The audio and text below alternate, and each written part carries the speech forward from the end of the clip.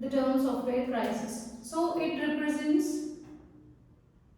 a term used in computer science to indicate the inability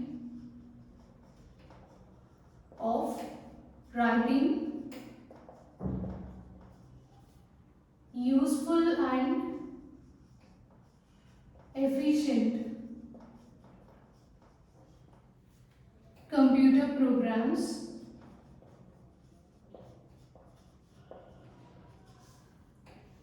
in required time.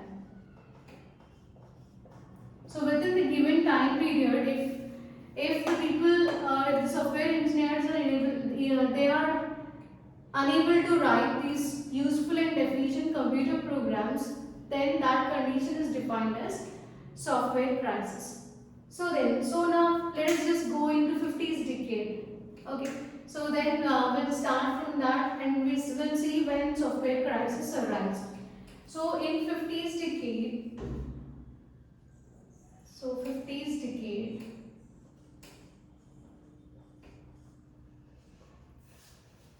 programs were written in low level language, right? Programs were written in low level language. And during this period, so these programs, they were written for specific machine.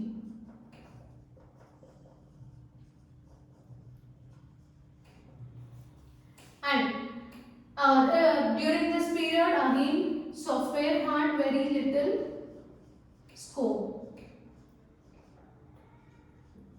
Right? So it had very little or very limited scope.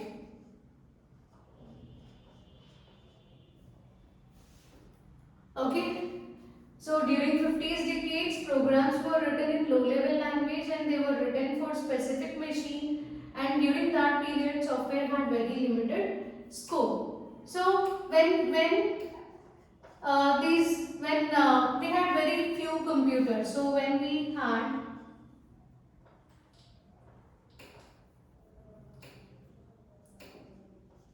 few computers, again they are weak computers. So if we had weak computers, then programming is not a big problem, right? So programming became mild problem.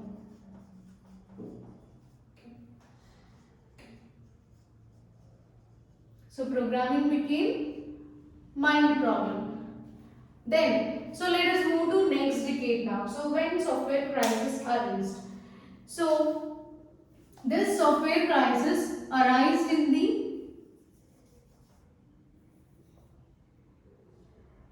mid of 1960s, late 1960s and early 1970s. So it occurred around 1968 like that. Okay, so software crisis arose. So why the software crisis arose? So see here. So after 50s decade, computer starts to grow. So during this period, computer starts to grow.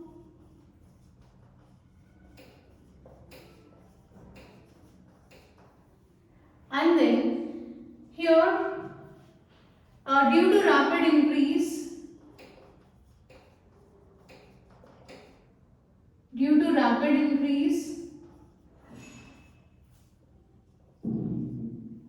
in computer power, so when computer starts to grow, then this computer power also increase. So due to rapid increase in computer power and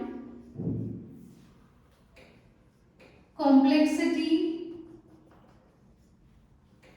and increase in complexity. So here with increase in computer power and complexity, the problems became difficult to handle or difficult to manage. Okay.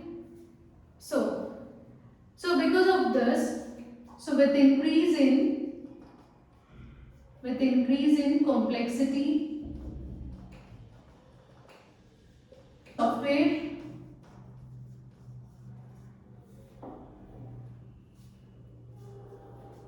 many software problems arose.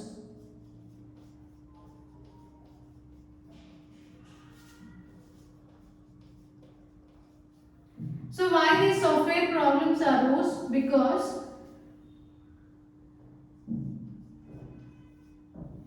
of using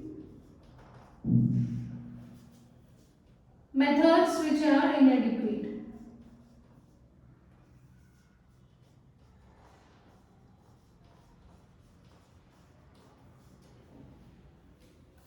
So just try to understand this. So software crisis, it arose in the mid of late 1960s and early 1970s. So earlier during 1950s we had very little or very few weak computers. After that in 1960s computers starts to grow. So whenever computer starts to grow, so with obviously there will be increase in computer power. So and complexity of the programs also increased. So because of the complexity in the problems, so these problems they became difficult to handle. So with increase in computer power and complexity of the problems, so these problems became difficult to manage.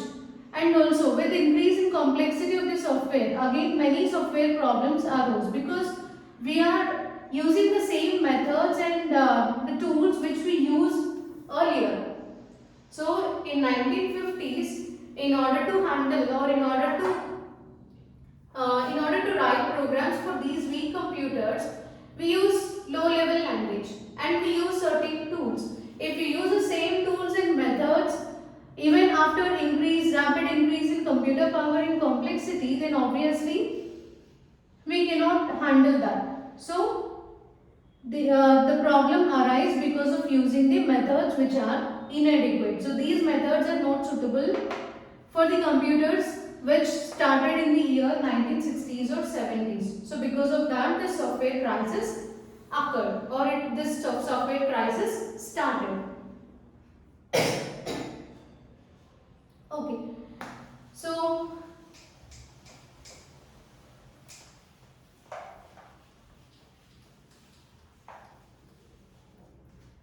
let us see a diagrammatic representation of this. So we had software crisis.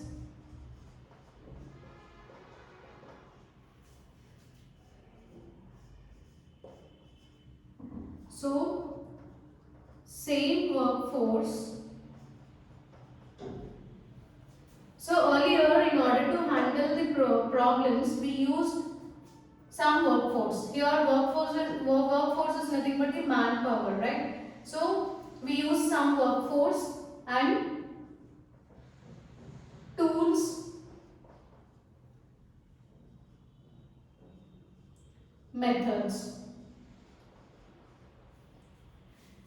So later, these are the manpower, tools or methods which we used in order to handle the previous situation or in order to handle the problems in early stages. If we use the same methods, tools and workforce with increasing demand, increasing complexity,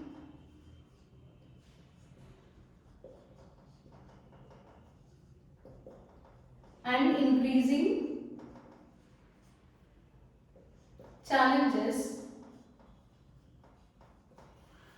So in our day-to-day life, day by day, there will be increase in demand, there will be increase in complexity and challenges in software. So according to the complexity, according to the increase in all these things, we need to apply appropriate software techniques, methods and tools, right? So instead of that, if you use methods or tools, workforce which you used in your previous stages or which were used in past, for if you apply the same thing which you used in the past in order to solve the current problems, then obviously you will get this problem called software crisis. Okay.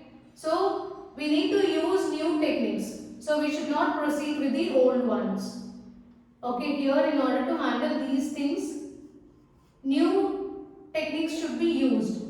Okay, so whereas here we use some old methods, old tools and some workforce. So if the software demand increased, then obviously we require more manpower, more number of members to work in a team or to complete the project. So we can't complete that just with 3 to 4 members.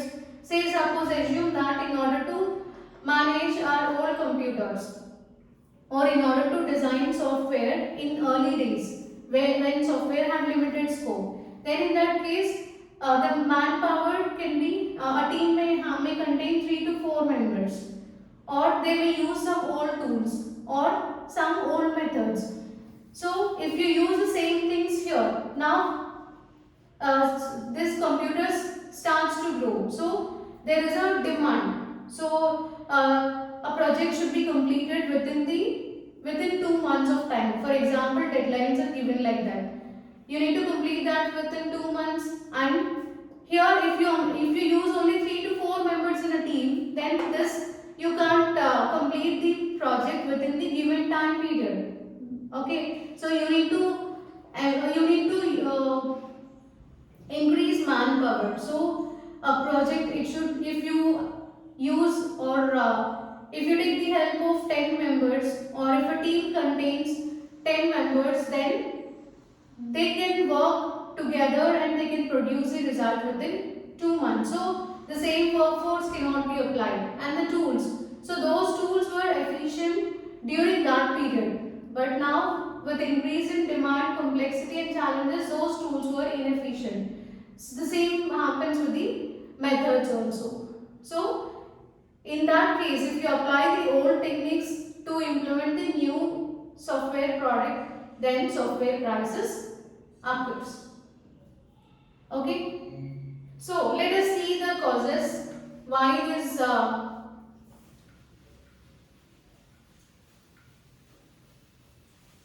why software crisis occurs. So what are the different causes for software crisis? Let us see that.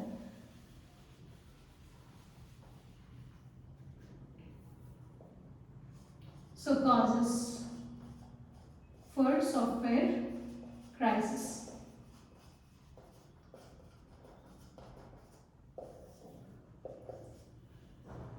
See, and one more drawback here is, if you apply the same things here, then you need to face some of the problems like software budget problem,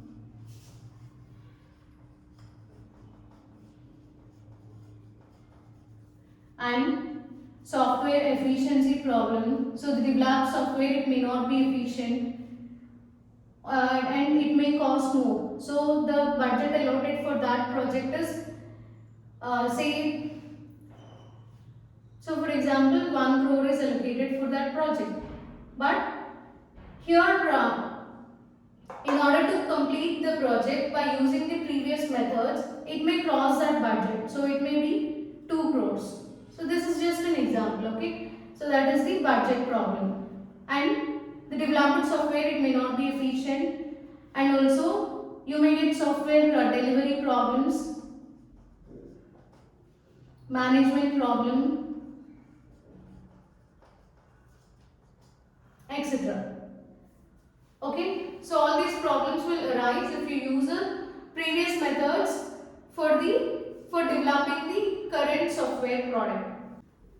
So now let us see the causes for software crisis. So first causes, so projects running over budget. So if the project runs over budget, then it leads to software crisis. So over budget in the sense just now we discussed here, budget problem. And then projects running over time. So the given time is 2 months, but if you are unable to produce or if you are unable to develop the software within this 2 months, then that comes under overtime. Your project is taking more time than the expected time. And here the software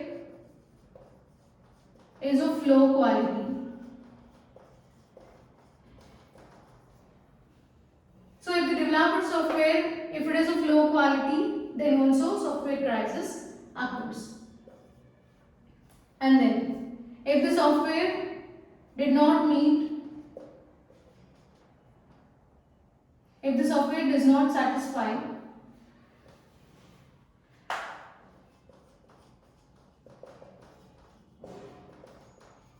user requirements.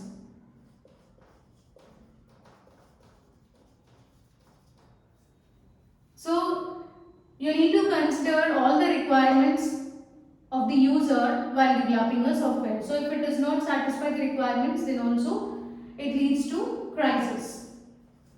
And software was never delivered.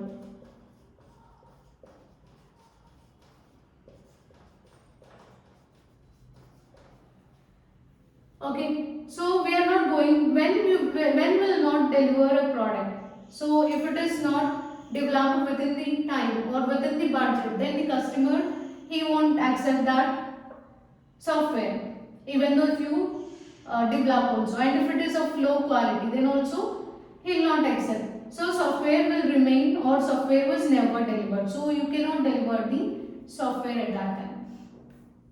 Okay, and software, if we are unable to manage the software, then in that case also crisis occurs.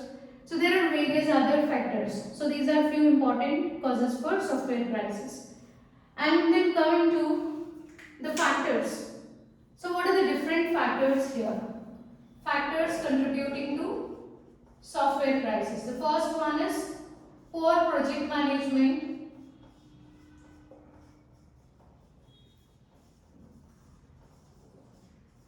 So project management is considered to be the important concept in software engineering. So if you are unable to manage the project properly, then that leads to poor project management. So which is one of the factors contributing to software crisis. And then lack of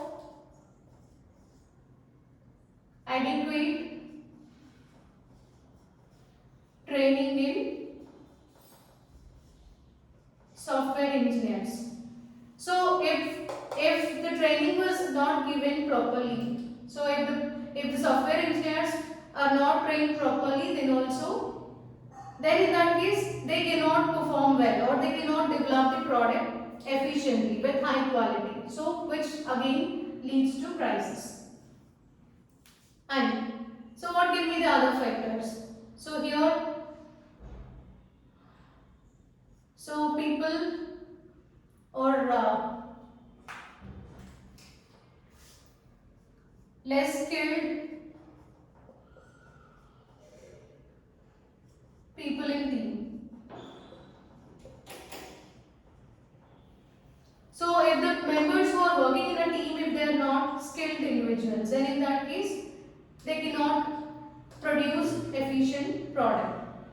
Okay, so if the training is not given properly, or if the people are not having efficient skills, or if the project is not managed properly, then all these things they obviously they contribute to software crisis. These are different factors contributing to software crisis. Then what? How to resolve these problems? So the one solution for this software crisis is software engineering.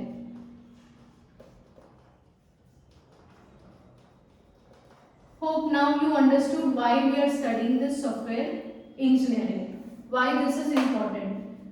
So this is important, or this is the only solution to resolve this software crisis